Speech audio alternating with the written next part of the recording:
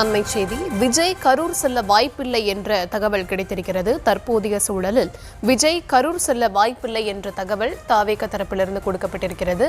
விவரங்களுடன் இணைகிறார் செய்தியாளர் ராஜேஷ். ராஜேஷ், இன்றோ அல்லது வேறு நாட்களோ விஜய் பாதிக்கப்பட்ட மக்களை நேரில் சென்று சந்திப்பார் என்று சொல்லப்பட்டது.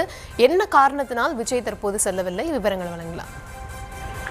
தர்ஷினி, இந்த பாதிக்கப்பட்ட கரூர், குறிப்பாக பல்வேறு மாவட்டங்களிலிருந்து வந்தவர்கள் 40க்கும் மேற்பட்டோர் இந்த துயர சம்பவத்திலே உயிரிழந்திருக்கிறார்கள்.